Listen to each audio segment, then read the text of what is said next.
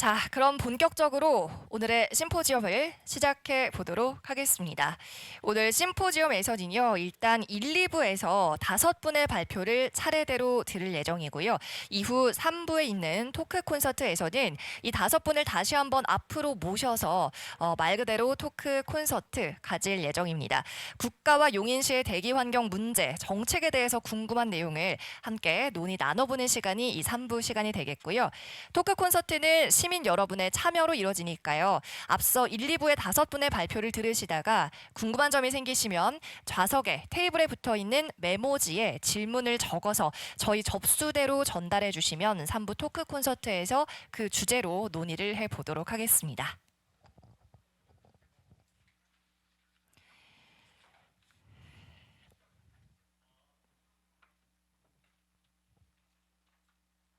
네, 조금 장례를 정리하고 다시 1부 순서로 넘어가 보도록 하겠습니다.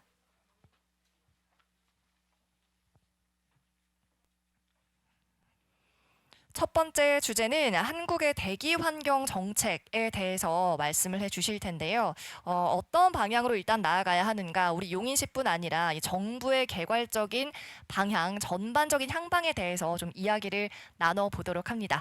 이 같은 담론은 오늘 심창섭 박사님께서 담당해 주시겠는데요.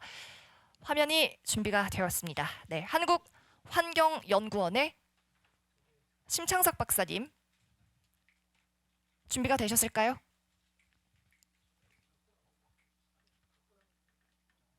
본인 노트북으로 하시는 걸로. 예. 네. 네, 여러분 박수로 맞아 주십시오.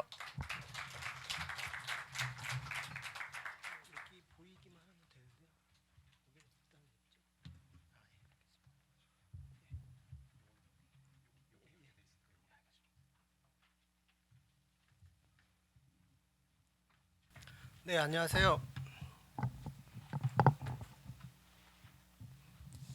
들리시나요?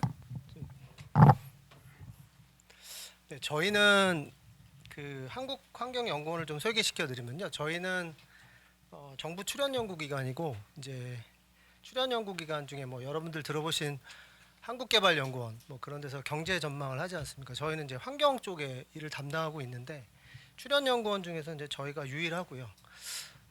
국가 정책 위주에 관련된 연구들을 하고 있습니다. 뭐 대기 정책 오늘 얘기하게 돼서 되게 뜻깊게 생각하는데, 뭐 환경 정책이라는 게 사실 굉장히 다양합니다. 요새 뭐 예를 들면 미세 플라스틱도 있고, 사실은 개인적으로 봤을 때는 폐기물 이슈가 굉장히 심각합니다.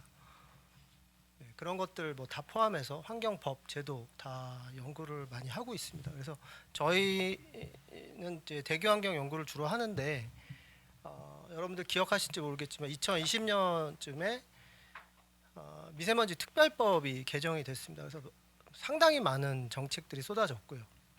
거기 관련해서 뭐 오늘 말씀드린 내용도 다 포함이 되겠지만 지자체까지 다 영향력이 이제 생기는 많은 제도들이 생겼습니다.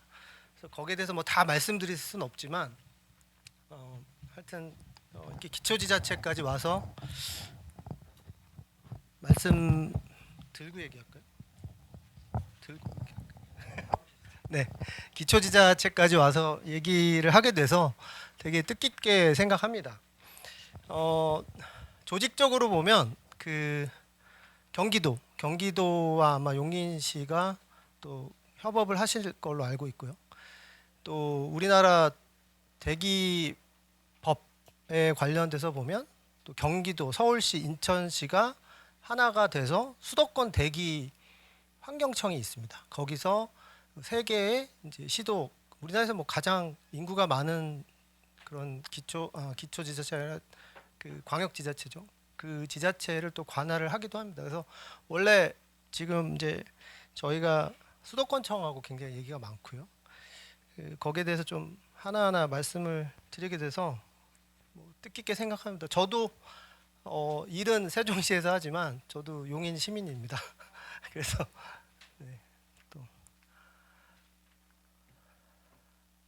자, 미세먼지 뭐 다 아실, 많이 뭐 인포메이션이 많이 전파가 됐을 것 같은데요. 여러 가지 대기 오염 물질들이 많지만 미세먼지가 현재로서는 그 건강 영향이 가장 큽니다. 근데 미세먼지는 역치라고 하는 게 있죠. 뭐 어느 농도까지는 괜찮은데 그 이상은 어렵다, 나쁘다 그런 게 없습니다. 미세먼지는 작으면 작을수록 안 좋고요. 그 양이 적으면 적을수록 좋습니다. 그렇게 아시면 될 것 같습니다. 그래서 그런 차원에서 사실은 그 WHO 세계보건기구라고 여러분들 아시죠? 코로나 때 맨날 거기서 사무총장 뭐 얘기하다가 욕 먹고 맨날 그랬는데 여러 가지 과학적인 증거가 계속 나오면서 WHO에서도 상당히 그 미세먼지 기준 농도에 대해서 계속 강화를 하고 있습니다. 그래서 원래 WHO의 연평균이 되게 중요하거든요, 사실. 왜 그러냐면 그 만성적인 노출이 되게 중요합니다. 얼마큼 누적돼서 오염에 노출됐느냐가 가장 인체에 뚜렷한 어떤 그런 영향을 남기거든요. 그래서 일평균보다는 연평균이 상당히 의미가 있고요. 그런 것들에 대해서 WHO 같은 데서 많이 신경을 쓰고 있는데 기존에 사실은 연평균이 10이었는데 이거를 2021년에 5까지 낮췄습니다. 그만큼 더 노력해야 된다는 의미가 되겠죠. 그리고 우리나라도 사실은 많이 나빴었는데 그래도 여러 가지 이제 전반적인 환경 정책들이 조금씩 개정되면서 사실은 좋아지기도 했습니다. 그리고 또 하나는 중국도 노력을 많이 했던 것도 사실입니다. 중국의 영향을 많이 받지만 중국이 노력을 하면 또 우리가 거기에 대한 또 좋은 영향을 받습니다. 그래서 여러 가지 이유로 우리나라도 사실은 과거에 25였는데요. 많이 괴리가 있죠. WHO랑. 지금 15까지 낮춘 상태입니다. 그래서 미국 같은 경우도 15였거든요. 과거에. 근데 2021년에 12로 낮췄습니다. 일본은 15인데 현재 일본의 연평균 미세먼지 농도는 12 이하입니다. 그래서 사실 일본은 별로 미세먼지에 신경을 쓰지 않는 나라 중에 하나라고 할 수 있습니다. 우리나라의 그 미세먼지 양상을 좀 보시면 초미세먼지가 2.5 직경 2.5 마이크로미터 이하인데요.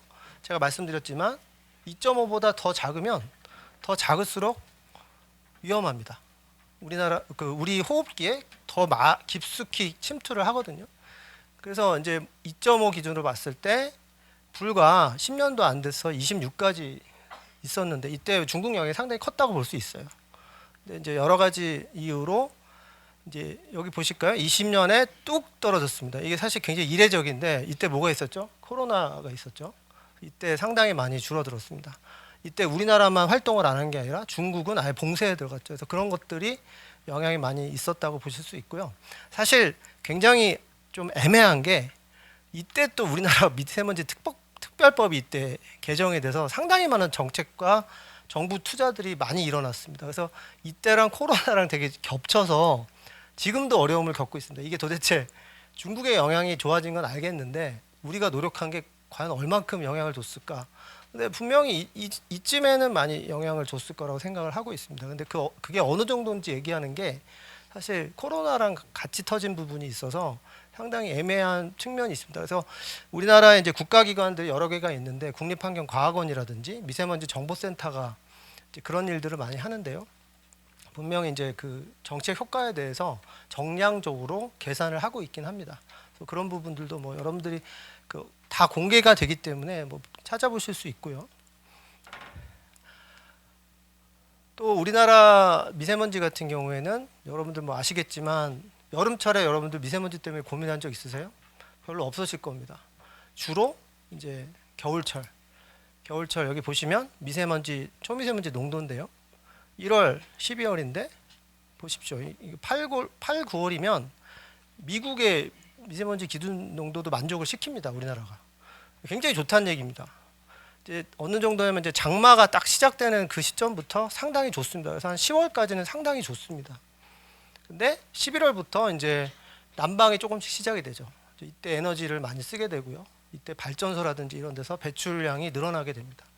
중국도 마찬가지죠. 중국의 영향도 이때부터 좀 커지고요. 그러니까 이때가 문제입니다. 좀 농도를 보십시오. 38, 35 상당히 안 좋거든요. 이럴 때가 이제 우리나라에서 뭐 여러분들 하늘을 보셔도 뿌연 이제 그런 이벤트가 많이 일어나고 그런 것들이 이제 여전히 시민들한테 불편함으로 다가오고 있습니다, 실제로. 그래서 정부가 미세먼지 특별법을 만들면서 계절관리제라는 걸 시행을 했습니다. 뭐 아시는 분도 계시겠지만 이게 이제 12월부터 3월까지 실제로 정부가 시행을 하고 있는 그런 부분이 되겠고요. 사실 이제 그동안 제가 보여드렸지만 미세먼지 농도가 현재까지도 사실 굉장히 좋습니다. 2022년에도 18 마이크로그램까지 떨어졌고요. 올해 중국이 좀 경제가 활성화되고 여러 가지 여러분들 아시겠지만 국제사회에 뭐 전쟁이라든지 그런 부분도 에너지 그 수입에 여러 가지 다변화에 영향을 줍니다.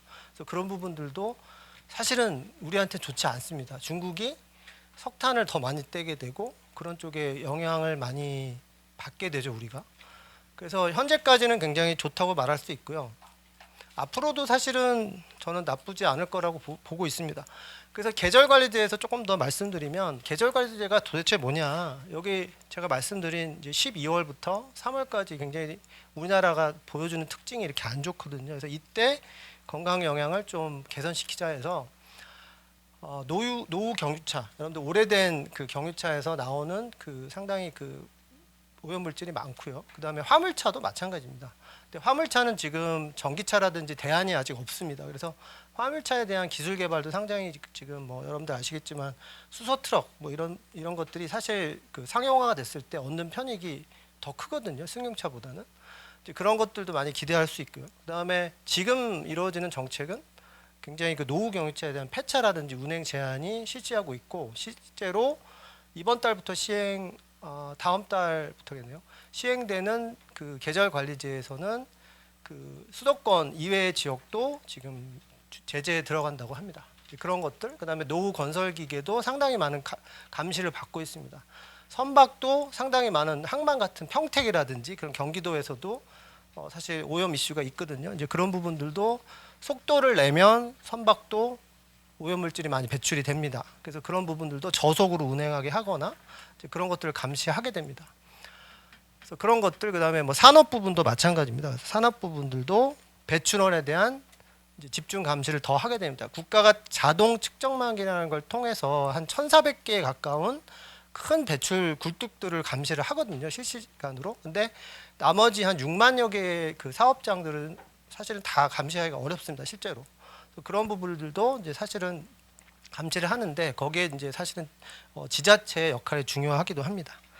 그리고 이제 건설 공사장이라든지 자발적 감축에 대한 이제 어떤 협약이라든지 이런 부분들이 이제 정부가 권고를 하고 있습니다. 그리고 배출 저감에 대해서도 가동 중단. 그러니까 미세먼지가 너무 농도가 높으면 이제 발전소에 대한 특히 이제 석탄 발전소에 대한 가동률을 많이 줄입니다. 뭐 반대로 이제 원전이라든지 그런 쪽을 더 많이 가동을 시키겠죠. 그런 식으로 이제 전력 수급에 대한 에너지원을 조절을 하게 됩니다. 그 다음에 이제 생활 부분도 마찬가지로 도로 청소차들 여러분들 보셨나요? 이렇게 청소차가 물을 뿌리면서 이렇게 가는 거 그런 것들이 여러분들 별거 아닌 것 같지만 사실 굉장히 편익이 큰 걸로 나오고 있습니다. 실제 연구 조사를 해보면 청소차도 지자체에서 관심을 가지면 상당히 그 편익이 큰 것을 연구 결과를 통해서 알 수가 있습니다. 그리고 농촌 지역도 이제 암모니아 같은 그런 부분들은 사실은 이제 그 우리가 잘 몰랐던 건데 그 축사에서 나오는 이제 배설물 이런 것들이 암모니아가 또 미세먼지를 만들기도 하거든요. 이제 이런 부분들은 최근에야 이제 정부가 관리 대책을 내놨습니다. 그래서 농촌 지역은 뭐 여러분들 도시에 사시는 분들은 크게 관심 없으시겠지만 이런 부분도 국가적으로 봤을 때는 의미가 있습니다. 그리고 농촌에서 여러분들 겨울철에 뭐 농지 같은 걸 소각을 하거든요. 뭐 이런 것들도 사실은 그 미세먼지에 영향을 주는데 이런 부분들도 사실 대안이 있습니다. 그래서 이런 부분들도 정부가 많이 이제 성과를 내려고 노력을 하고 있는 부분이라고 말씀드릴 수가 있습니다. 자, 근데 문제는 중국이 이미 겪었고요. 우리나라도 지금 그 시그널이 계속 나오고 있는데 대기질이 인체에 영향을 준다라고 말씀을 드렸습니다. 거기에 미세먼지라는 게 크게 있지만 사실은 두 번째로 중요한 게 오존이기도 합니다. 오존에 대한 오염이 있는데요. 그 오존이 성층권에서 UV를 막아주는 오존이 아니라 지표 부근에 오염물질의 광화학 반응을 통해서 생기는 오존이 있습니다. 이거는 굉장히 학술적으로도 오래된 사실입니다. 근데 오존 농도가 이제 우리나라가 되게 역설적으로 질산화물이라는 그 오존 물질을 많이 그 오염 물질을 많이 줄이면서 오존 농도가 되려 상승하는 그런 효과가 나타나고 있습니다. 이런 거는 좀 과학적으로 보면 좀 이거 설명하려고 하면 한 30분 걸리거든요. 근데 그렇게는 설명을 못 하고 중요한 건 뭐냐면 미세먼지 정책 때문에 그 정책 때문에 질산화물이라든지 황사물 많이 줄이게 되면 역설적으로 오존 농도가 올라가게 됩니다. 근데 오존은 마스크가 필요가 없어요. 워낙 작기 때문에 모든 저 필터라는 게 역할을 못 합니다. 다 몸으로 호흡기로 들어가거든요. 그러면 대안이 뭐냐? 오존을 잡기 위해서는 질산화물뿐만 아니라 VOC라는 그러니까 휘발성 그 유기화합물이라고 여기 조그맣게 써놨는데요. 휘발성 유기화합물이라는 탄소가 달린 물질들이 많은데 얘네들을 되게 다양한 물질들에 대한 저감을 다 해야 됩니다. 가장 어려운 정책 중에 하나입니다. 그래서 VOC에 대한 저감까지 이루어져야 사실은 오존도 줄일 수가 있는데 제가 말씀드렸지만 이 물질들 자체가 워낙 많고 배출원이 다양하고 굴뚝에서만 나오지가 않아요. 그렇기 때문에 이것을 관리하게 되면 상당히 선진국이라고 볼 수 있습니다. 그래서 이런 부분이 이제 여전히 숙제로 남아 있다.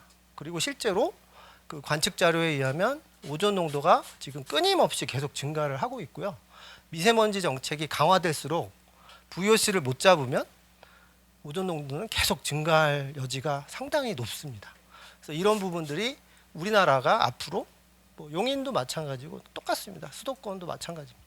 이런 부분들이 향후에 가장 이제 신경을 써야 된다 이렇게 말씀드릴 수가 있겠습니다. 자, 그래서 중국 말씀을 드렸는데요. 실제로 중국이 얼만큼 개선을 했는지 뭐 제가 뭐 숫자로 말씀드려봤자 여러분들 별로 그렇게 이제 체감 못하실 테고 이제 SO2 이 이산화황이라는 이 물질이 이렇게 높게 빨갈수록 높거든요. 이 위성으로 관측됐는데 2005년하고 2021년이랑 비교해 보면 상당히 많이 개선됐죠. 중국은 노력을 많이 했다는 얘기입니다. 왜냐하면 자체적으로 2013년쯤에 천문학적인 그 대기 오염 농도 수치를 기록을 했어요. 그래서 사회적인 이슈가 크게 됐습니다. 그래서 그때부터 2013년 이후부터 중국이 굉장히 공격적인 대기 관리 정책을 시작하게 됩니다. 그래서 그 이제 효과가 상당히 많이 나타났고요. 이 질산화물인데 질산화물은 황산화물 정도는 안 되지만 그래도 좀 개선이 됐죠. 그래서 이런 부분들이 우리한테 분명히 편익을 줬다는 말씀을 드릴 수가 있습니다.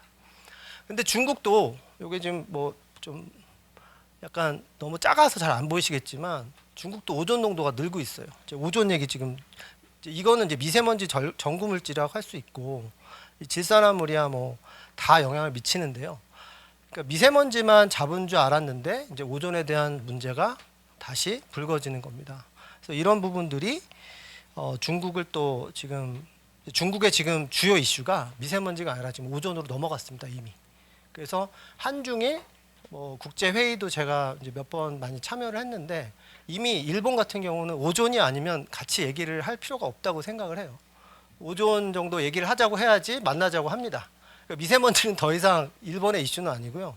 중국도 오존이 올라가니까 미세먼지는 줄고 있는데 이제 중국도 오존에 더 관심을 많이 갖고 있습니다.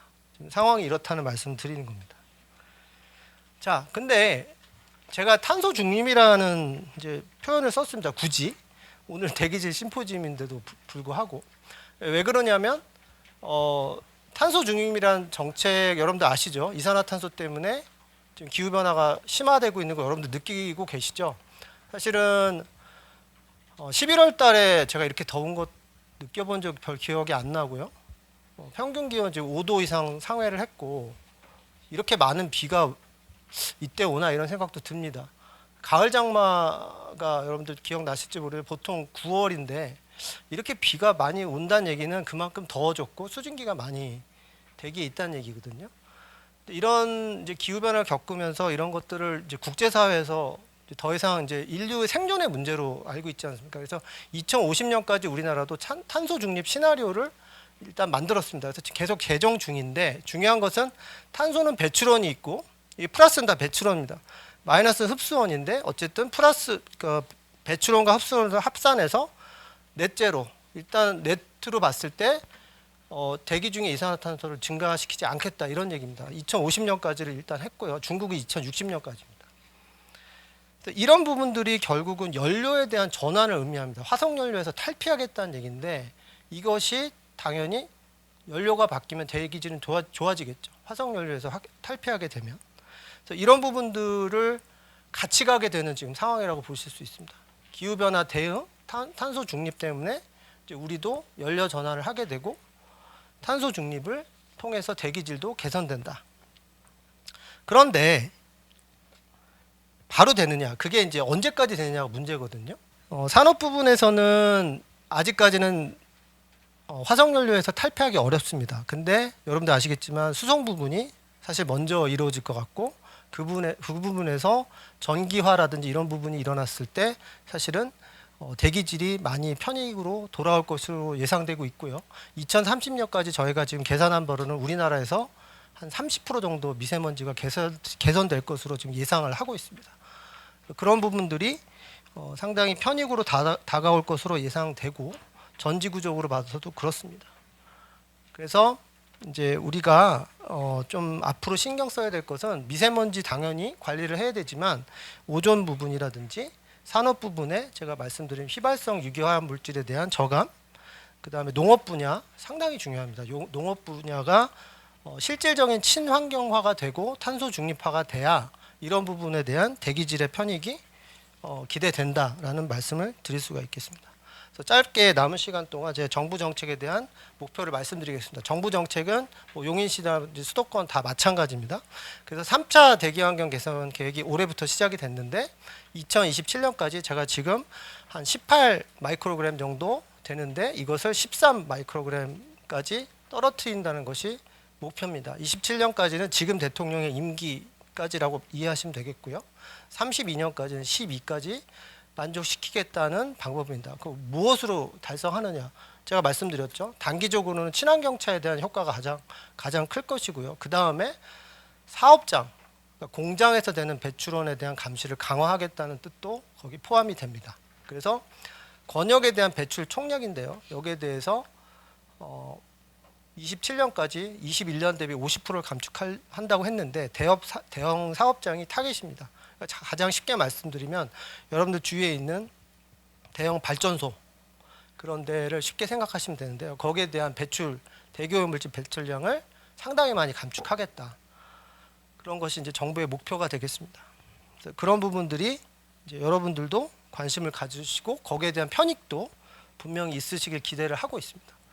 그 다음에 오존 부분은 제가 강조를 했다시피 이제 정부가 이제 본격적으로 오존에 대한 관리 정책을 천명을 했습니다. 그래서 오존에 대한 부분은 분명히 이제 정부 정책에 들어가서 이런 부분들이 이제 부여시 관리에 대한 부분들이 정부가 또 디자인을 해서 지자체까지 아마 내려올 것으로 예상을 하고 있습니다. 언제 걸지는 저도 잘 모르겠지만요.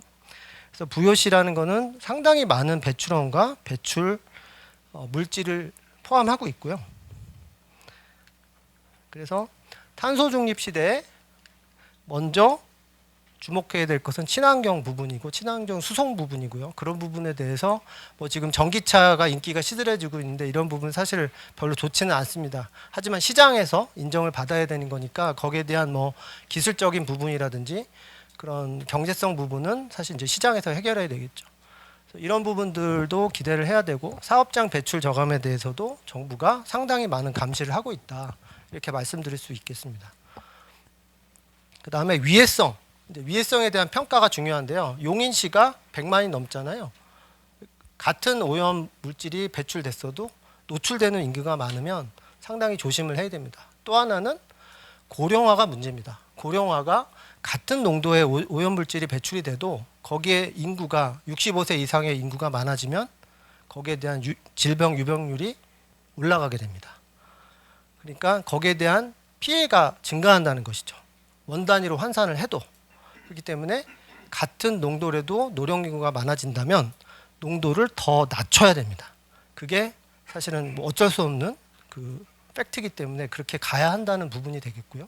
그 다음에 간단히 말씀드리겠지만 친환경 농업도 향후에 탄소 중림이든 대기질에 영향을 미친다. 이렇게 말씀을 드릴 수가 있겠습니다.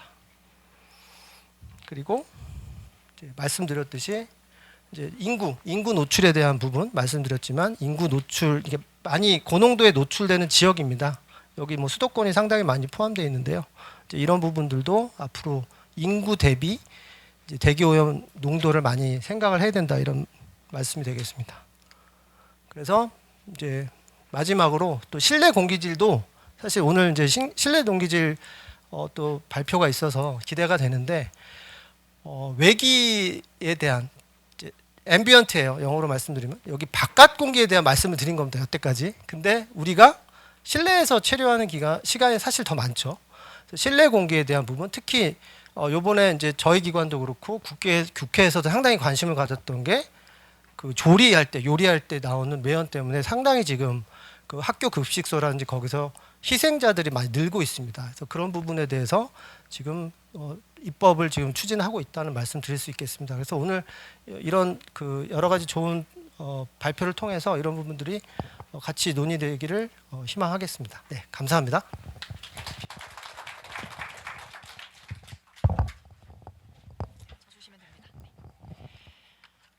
네, 감사합니다. 오늘 너무 좋은 발표를 준비해 주셨고 멀리서들 오셨는데 시간이 모자란 것이 참 아쉽습니다.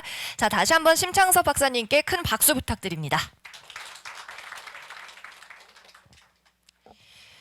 네, 일단은 최근에 대기질 이슈가 미세먼지에서 이제는 오존으로 옮겨가고 있는 추세다라는 말씀을 강조를 해주셨는데 잠시 후 또 2부에서는 저희 김민준 교수님께서 오존에 관련해서도 또 주제를 따로 준비하셨으니까 끝까지 2부까지도 참여 계속해 주시면 좋겠습니다.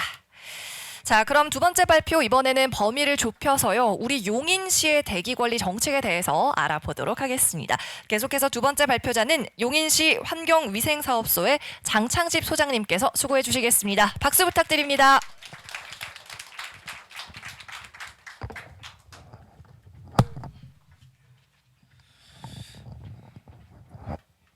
예, 안녕하세요.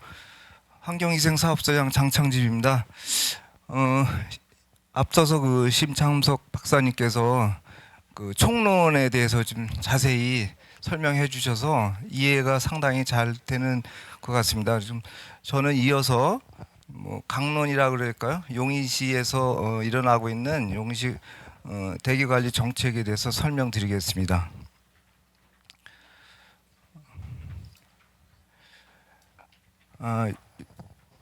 대기오염 측정망은 현재 총 7개가 있습니다.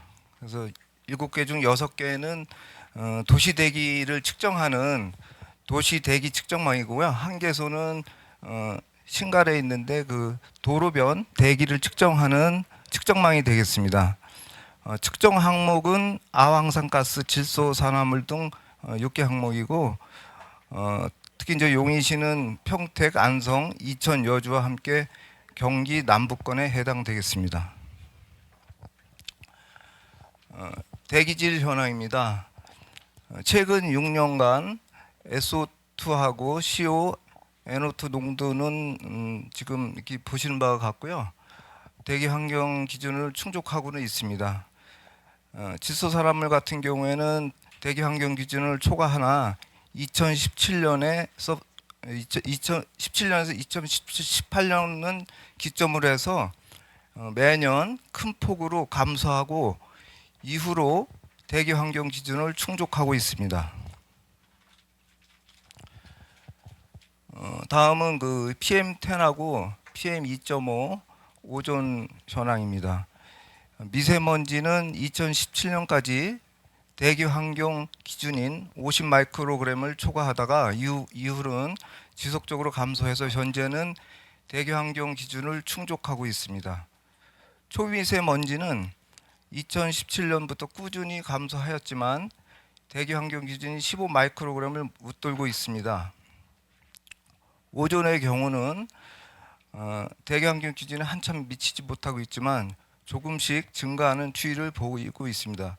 아마 이게 아까 김 박사님이 말씀하신 뭐 여러 가지 이유가 돼서 그런 것 같습니다.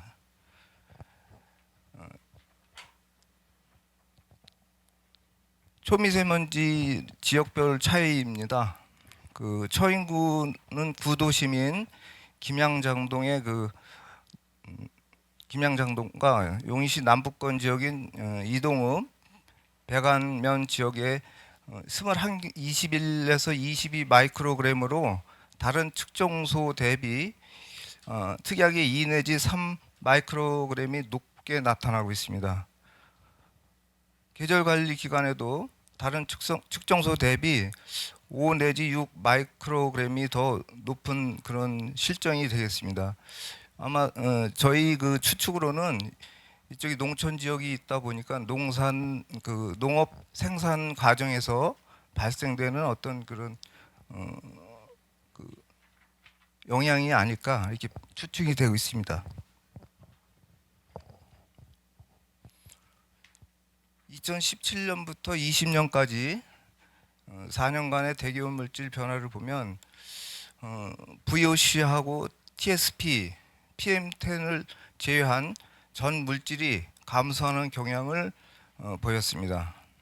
반면 VOC 같은 경우에는 2017년 대비 424톤, TSP는 331톤, PM10은 110톤이 증가했습니다.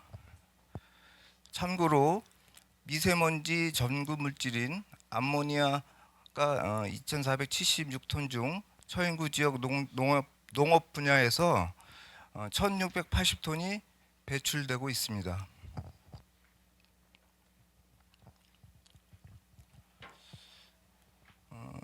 초미세먼지 직접 배출량과 기여도입니다. 먼저 배출량은 2017년도에 638톤에서 2020년 584톤으로 54톤이 감소하였습니다. 미세먼지 배출 기여도는 미세먼지 48.1%, 비도로 오염원이 26%, 도로 이동 오염원이 17.7% 순으로 되겠습니다. 도로 이동 오염원의 경우 2017년 185톤에서 2020년 74톤으로 112톤이 감소하였습니다. 이는 2018년부터 집중적으로 추진한 운행차 저공해화 사업에 따른 것으로 판단됩니다. 이번에는 탄소 중립과 관련한 온실가스 배출량 현황입니다. 용인시의 2020년 기준 온실가스 총 배출량은 약 880만 톤입니다. 이 중 직접 배출량은 384만 톤, 간접 배출량은 520만 톤이 되겠습니다. 온실가스 감축 목표의 기준이 되는 2018년 비산업 부분의 배출량은 632톤입니다.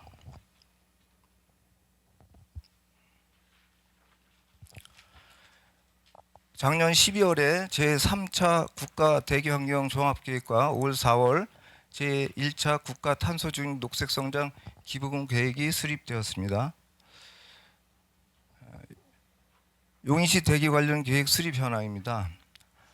2025년 용인시 환경보전 계획이 2018년 12월에 수립되었고, 용인시 미세먼지 관리 종합대책이 2021년 5월에 수립되었습니다. 용인시 탄소 중립 녹색성장 기본 계획과 제3차 용인시 기후위기 적응 대책은 현재 수립 중에 있습니다. 올 12월에 최종 완료할 계획으로 있습니다. 미세먼지 감축과 탄소 중립 실현입니다. 미세먼지 감축 목표는 앞서 정부 계획의 변경으로 향후 재수립 시 조정할 계획입니다. 2030년까지 탄소 배출량 40% 감축, 2050년에 탄소 중립을 실현하는 것이 목표가 되겠습니다. 다음은 주요 사업이 되겠습니다. 먼저 친환경 자동차 보급 사업입니다.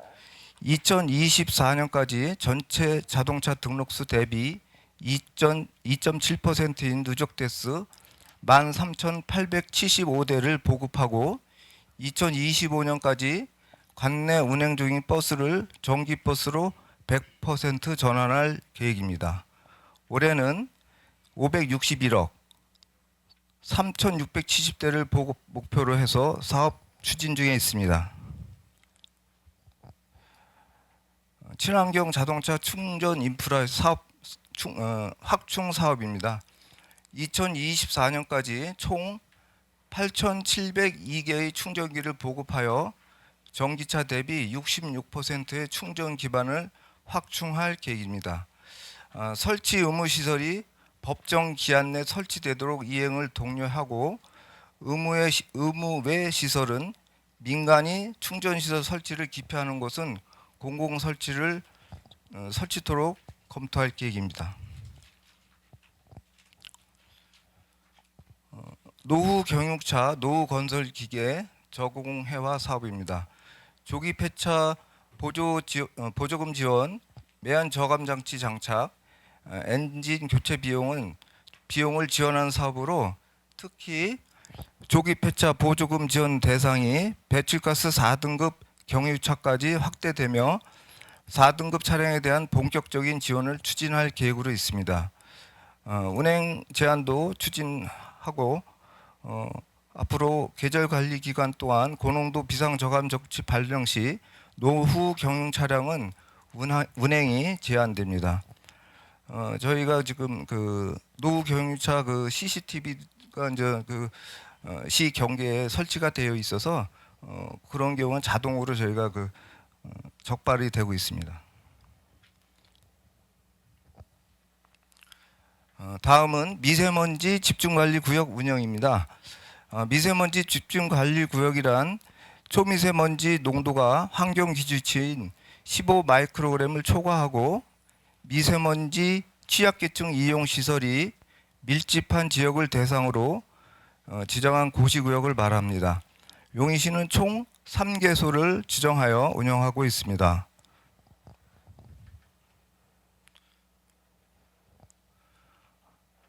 대기오염물질 배출 사업장에 대한 저감 장치 및 방지 시설 지원 사업입니다.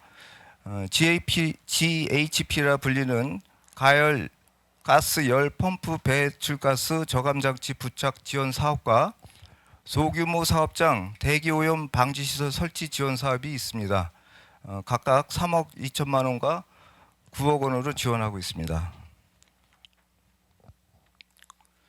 다음은 태양광 등 신재생에너지 활성화 사업입니다. 태양광 발전시설 민간 보급과 신재생에너지 융복합 지원 사업입니다. 단독주택 태양광 3kW 설치 기준 가구당 596만 원을 지원하고 올해 예산은 약 1억 원입니다. 융복합 지원 사업은 지자체를 주관 기관으로 시공기업, 민간 등이 합동으로 컨소시엄을 구성해 정부에서 주관하는 공모 사업에 참여하는 사업입니다. 올해 사업비는 13억이 되겠습니다. 녹색 건축물 조성 지원과 제로 에너지 건물 인증 확대입니다. 사용 승인 후 15년이 경과한 건축물을 대상으로 여효율 등 에너지 성능을 개선하는 사업입니다. 공사 비용의 절반 최대 1천만 원에서 3천만 원까지 지원하고 있습니다. 제로 에너지 건물 인증은 에너지 효율을 최적화하여 설계할 경우 인증해주는 제도입니다. 용인시는 총 5개소의 제로 에너지 건물 인증을 받았습니다. 생활주변 도시숲 조성 확대 사업입니다. 도시숲은 대기 중에 이산화탄소를 흡수하는 중요한 탄소 흡수원입니다. 내년에 35억 원을 들여 약 8만 제곱미터의 도시숲을 조성할 계획으로 있습니다. 마지막으로 탄소 중립 녹색 성장 인식 제고 및 기반 조성입니다. 올해 9월 환경단체, 공무원 대상 NGO 역량 강화 교육을 시작으로 대통령 직속 탄소중립 녹색성장위원회의 김상혁 공동위원장의 초청 강연, 2050 탄소중립 가을 피크닉 행사 등 기후변화 위기에 대응하고 탄소 중립 역량 강화, 인식 확산을 위해 노력하고 있습니다. 다음 달 12월에는 12월 5일이 되겠습니다. 반기문 유엔 사무총장 전 유엔 사무총장님께서 특별 초청 강연이 있을 예정입니다. 앞으로는 탄소 중립 녹색 성장 과제들에 대한 이러한 이행 평가와 탄소 중립 관련 연구를 추진하기 위해 용인시 탄소 중립 지원 센터를 2024년 내년에 발족할 계획으로 있습니다.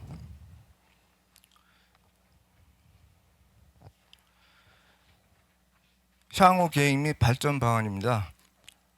미세먼지 및 온실가스 감축 목표 달성을 위한 이행 평가 등 추진 상황 관리를 강화하여 제2차 미세먼지 관리 종합대책을 2024년 하반기부터 재수립에 착수하여 탄소 중립 녹색 성장 기본계획과 제3차 기후위기 적응 대응을 올해 말 수립 완료할 계획으로 있습니다.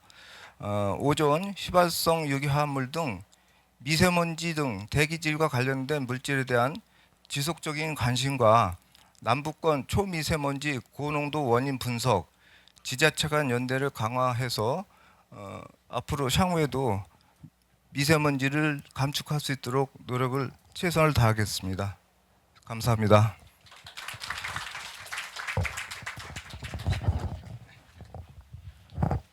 네, 감사합니다. 저도 용인에 살지만은 우리 지역에 이렇게 측정소가 많다는 사실을 미처 모르고 있었는데요.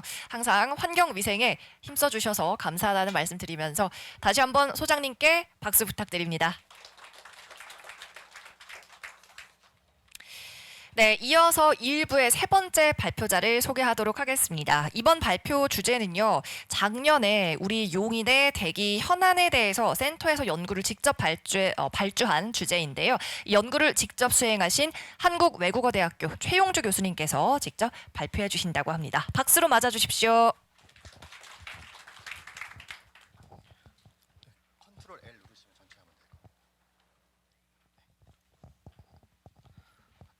네, 안녕하세요. 방금 소개받은 한국외국어대학교 최용주입니다.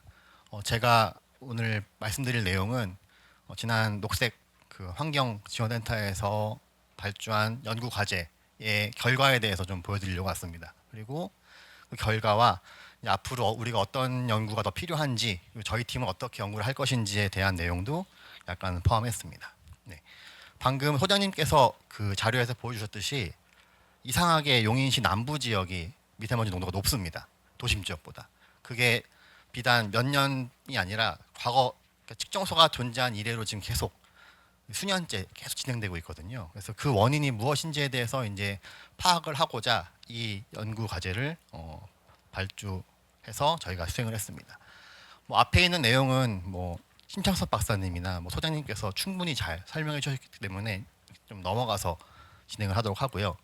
한 가지 이제 좀 말씀드리고 싶은 거는 겨울철이 우리나라가 이제 고농도가 많이 발생이 되는데 그 주요 원인이 하나가 바로 이겁니다. 중국 내륙 지방에서 고기압이 발생하게 되면 얘네가 여기 있는 오염 물질을 고기압은 이제 시계 방향으로 바람을 보내거든요. 그러니까 편서풍이 부는 겁니다. 그래서 이 중국 지역에 있는 오염 물질들이 편서풍을 타고 우리나라로 이동이 되는데 우리나라에서 그 바람이 빠르지 않고 정체되어 있으면 거기서 또 하나의 반응이 일어나게 돼서 미세먼지 농도가 올라가는 그런 일반적인 특성이 있습니다. 그래서 그런 것들도 이번 연구에서 한번 같이 보았고요. 연구의 필요성에 대해서 좀 설명을 드리겠습니다. 말씀드린 대로 경기도가 배출량 자료가 낙스가 제일 높고 암모니아는 충청도 다음으로 높습니다. 특히 용인시는 암모니아와 낙스는 경기도 세 번째, 암모니아는 여섯 번째로 높아서 굉장히 많은 양의 오염물질이 배출되는 지역 중에 하나입니다.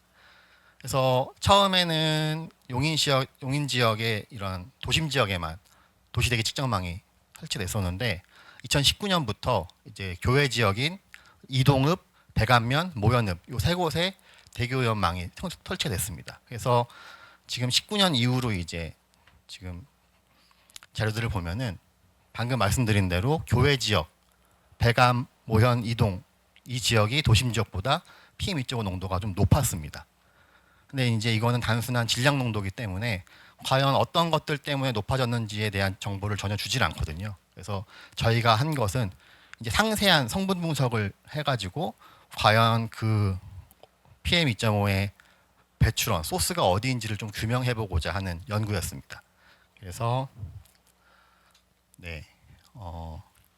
그래서 추정 목표는 화학 성분을 측정을 하는 것입니다. 그리고 기상 자료와 결합하여 원인을 분석한 다음에 초미세먼지 저감을 위해 어떤 것을 만들어야 되는지에 대한 간략한 재현까지가 목표였습니다.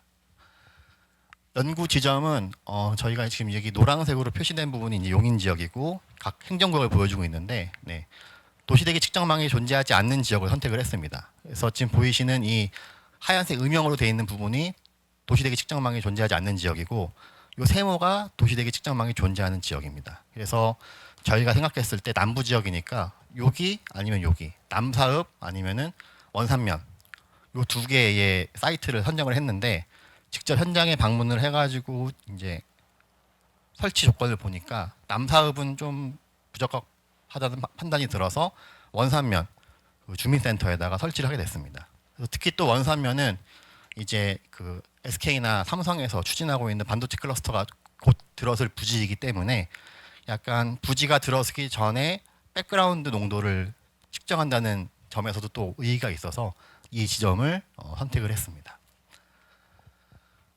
그래서 지금 여기 있는 그림은 이 측정 장소의 사진이고요.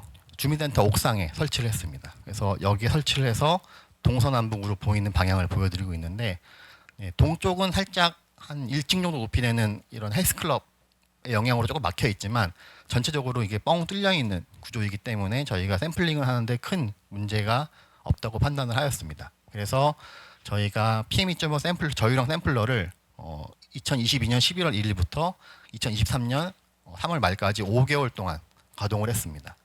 그래서 이 그림에서 보시다시피 저희 학교는 여기에 있고 원산면 여기에 있거든요. 여기를 필터링 샘플링하러 가는데 걸리는 시간이 거의 한 차로 40분, 45분 걸립니다. 그래서 용인이 참 크다는 것을 이때 또 한 번 느꼈습니다. 예. 여담으로 남사읍에서 아마 원산면을 가는 이 길이 이렇게 안 뚫려 있어가지고 아마 안성을 통해서 돌아가서 40분 걸렸던 걸로 기억합니다. 그래서 또 한 번 용인의 대단함에 느꼈습니다. 네. 그래서 저희가 5개월 동안 뭐 매일은 아니지만 수시로 방문을 해가지고 사이트 운영을 했고요. 그리고 이거 너무 좀 전문적인 내용이긴 한데 실질적으로 저희가 측정할 수 있는 주요 항목들은 전부 다 측정했다고 보시면 됩니다. 그래서 보이시는 PM2.5는 크게 한 대부분이 다 이온 성분으로 구성이 되어 있고요. 그리고 한 1-20%가 탄소 성분으로 되어 있고요. 한 5% 미만이 이제 중금속 성분으로 되어 있습니다. 그래서 저희는 이온, 탄소, 중금속 이 모두 다 분석을 했습니다. 이렇게 상세한 분석 자료를 가지고서 저희가 어떠한 특정한 모델을 돌리게 되면은 그 부분에서 주요 배출원이 어딘지를 우리가 대충 정확히는 아니지만 어느 정도 규명할 수 있는 그런 모델이 있습니다. 그래서 그 모델을 이용해 가지고 이게 모바일 소스, 그러니까 자동차 소스인지 아니면 산업 소스인지 이런 것들을 좀 구분할 수가 있거든요. 그런 방법을 썼습니다. 네, 여기 보이시는 장치들이 이제 그 저희가 필터 샘플링하는 장치고요. 그리고 여기 보이시다시피 저희가 이 저울, 그러니까 전문적인 저울을 이용해 가지고 측정 전 무게, 측정 후 무게를 재서 그 차이를 빼면은 먼지의 무게가 나오잖아요. 그 먼지의 무게를 저희가 하루 동안 빨아들인 공기의 유량으로 나눠주면 여러분들이 아시는 마이크로그램 퍼 큐빅미터가 나오게 됩니다. 이게 전통적인 방법으로 측정하는 거고요. 이거와 동일한 성능을 가진 것들이 이제 도시대기 측정망에 설치가 돼서 운영을 하고 있는 겁니다. 그러니까 다시 말씀드리면은 이게 가장 스탠다드한 방법으로 측정을 하는 것입니다. 그래서 사이트에서 이렇게 장비를 설치하고 여기에 이제 PM2.5만 걸을 수 있게 임팩터를 설치해가지고 PM2.5만 걸러서 여기 묻은 것들은 이제 PM2.5보다 큰 것들이 여기 걸리게 되는 겁니다. 그래서 이거보다 작은 것들은 이걸 통해가지고 필터 위에 채취가 되게 됩니다. 그래서 주 2, 3회 정도 방문을 해가지고 필터 교체를 하고 격주로 이제 관리를 했습니다. 장비들을. 네, 지금부터 결과입니다. 그래서 사실 저희가 측정한 것은 이제 원산면에서 필터 베이스로 측정한 PM2.5고요. 가장 근접한 지역에 있는 게 배관면에 있는 도시대기 측정망의 자료인데 사실 물리적인 거리도 떨어져 있고 측정 방법도 좀 차이가 있기 때문에 이게 1대1로 맞을 수는 없습니다. 하지만은 이러한 경향성이 어느 정도 잘 나와서 저희가 측정한 방법이 타당하다는 것을 확인할 수가 있었고요. 두 번째는 저희가 방금 말씀드린 그 이온 농도, 탄소 농도, 중금속 농도 요 세 개를 가지고 이제 모델을 돌렸을 때 과연 어느 부분의 배출원에서 배출된 것들이 주요한지를 본 그림입니다. 어떻게 보면 이게 메인 그림인데요. 보시다시피 지금 이 오른쪽 파이 그림이 이제 각 소스별의 기여도를 나타내고 있습니다. 그러니까 전체 PM2.5가 뭐 100이다라고 하면 여기 보이시는 SIA가 2차 무기 이온입니다. 2차 무기 이온. 2차 무기 이온이 거의 한 3분의 1 이상을 차지했고 그 다음이 자동차, 산업, 석유연소, 도로제비산, 석탄연소, 시솔트, 그리고 토양 이런 식으로 나타나게 됐습니다. 그래서 보시면 아시다시피 2차 무기 이온과 모바일과 인더스트리가 굉장히 큰 영향을 차지하고 있고 그 중에 2차 무기 이온이 가장 큰 영향을 보여주고 있습니다.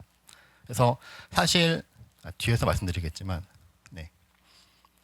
그래서 이제 그 각 오염원별로 과연 어디서 왔는지를 저희가 바람을 통해 가지고 좀 살펴보았는데요. 2차 무기 이온은 지금 빨가면 빨갈수록 이제 농도가 높은 것이고 요 원점에서 가까이 있을수록 풍속이 낮은 겁니다. 다시 말씀드리면 이 원의 사이즈는 풍속의 크기를 보여주는 거고요.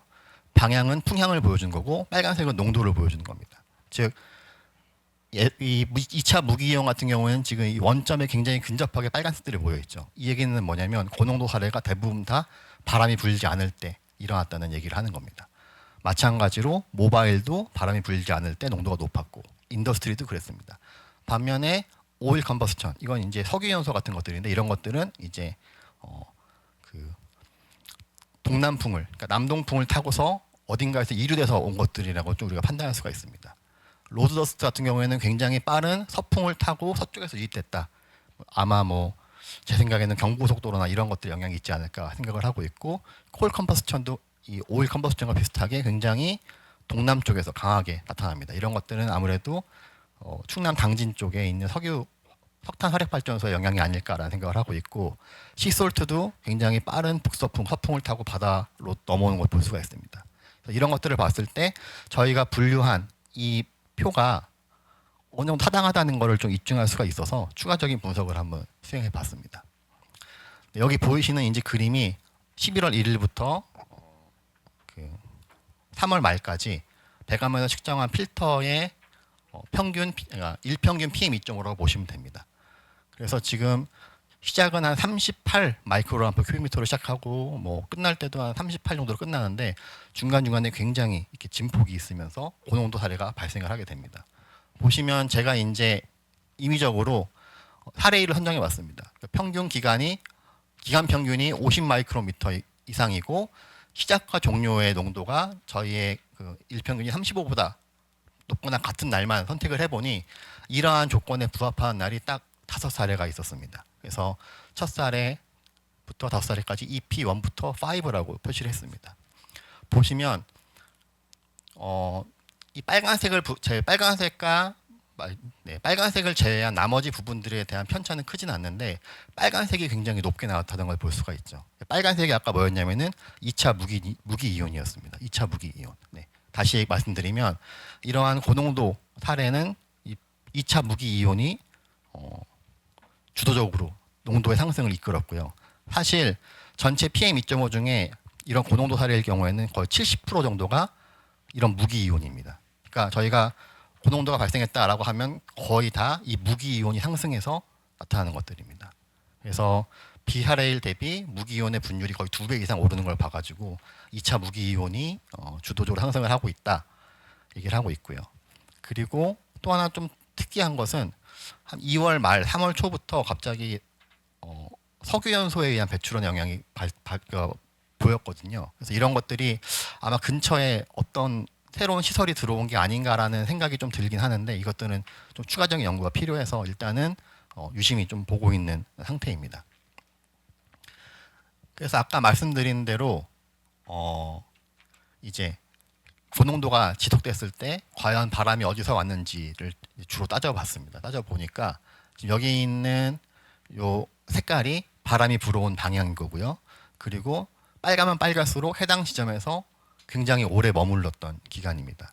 그래서 보시면은 두 번째 에피소드를 제외하고는 두 번째 에피소드는 거의 정치한 게 거의 없어서 넘어온 걸로 볼 수가 있지만 첫 번째, 세 번째, 네 번째, 다섯 번째는 이제 저희 한반도 주변에 굉장히 많이 이렇게 뭉쳐 있어서 뭔가 그런 중국 지역에서 오염 물질, 그러니까 단순하게 PM2.5가 넘어왔다기보단 PM2.5를 만들 수 있는 그런 재료들이 넘어와서 저희가 정체되어 있는 기상 하에 그런 재료들이 아주 알맞게 잘 만들어졌다라고 추정을 해 보았습니다.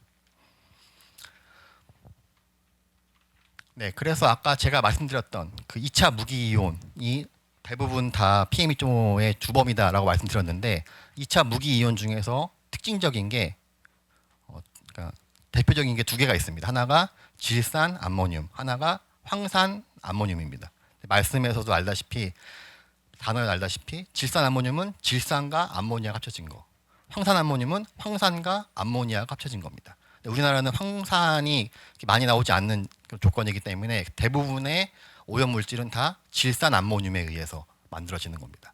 그럼 질산 암모늄이 있고 공기가 정체되어 있고 온도가 낮고 습도가 높다라고 하면 가스로 존재하는 질산과 암모니아가 아주 반응을 해서 PM2.5가 만들어지기 제일 좋은 조건이거든요.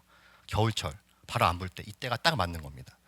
그러면 과연 이런 질산 암모늄, 질산과 암모니아 중에 과연 어떤 놈들 때문에 PM2.5가 많이 만들어지는지를 알아보기 위해서 지금 또 하나의 모델인데 아이소로피라는 모델이 있습니다. 화학 평형 모델인데 쉽게 말씀드리면 이온은 양이온과 음이온이 존재하기 때문에 항상 쌍을 이뤄서 존재해야 되거든요. 그래서 그 쌍을 가지고서 이제 배열을 하는 겁니다.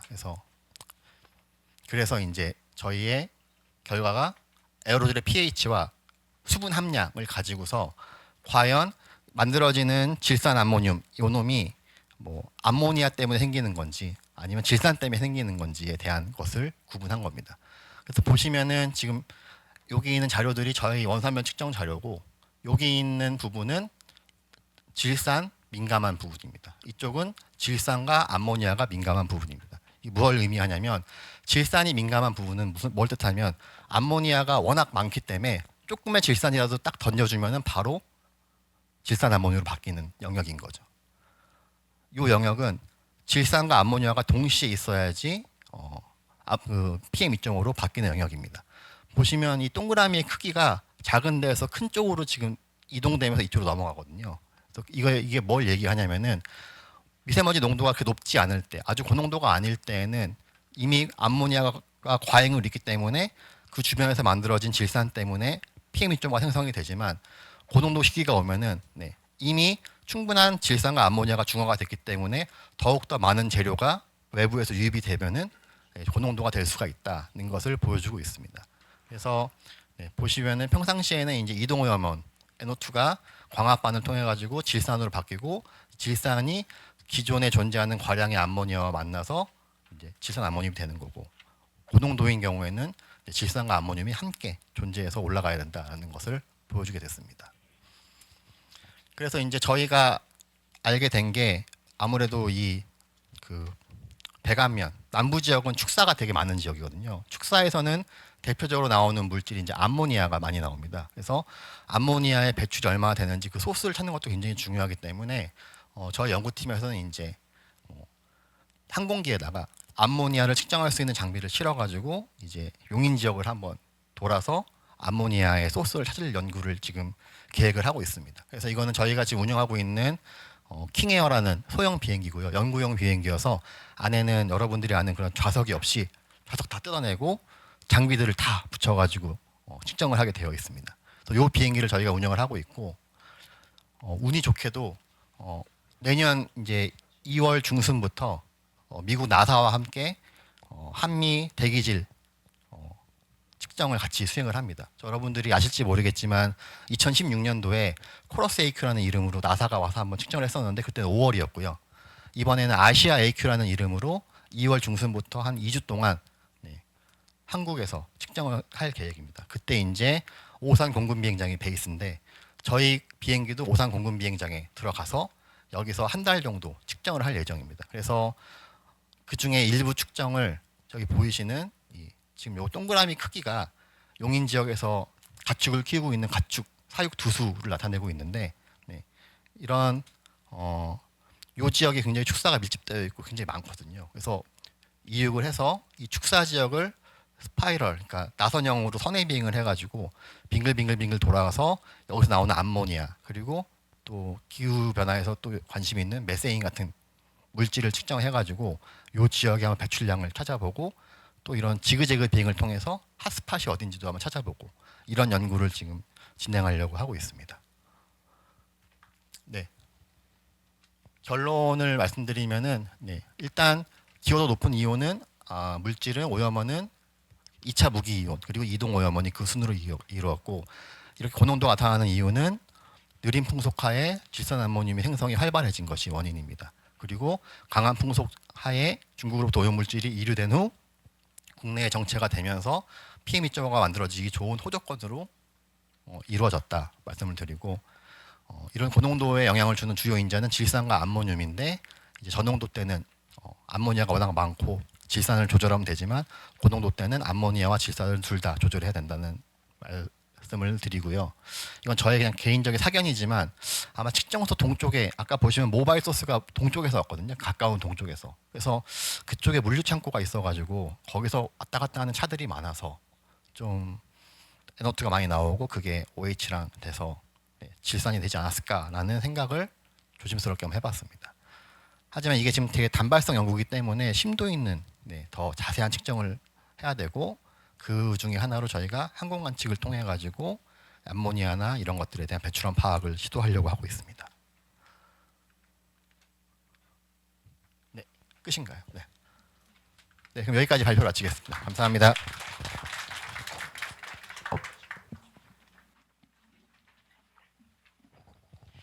네, 다시 한번 최용주 교수님께 박수 부탁드립니다. 네, 고생 많으셨고요. 저희 1부 식수는 여기까지입니다. 나머지 발표는 2부 식순에서 더 이어 듣도록 하겠습니다. 잠시 10분간의 휴식을 갖겠습니다. 잠시 후에 뵙겠습니다.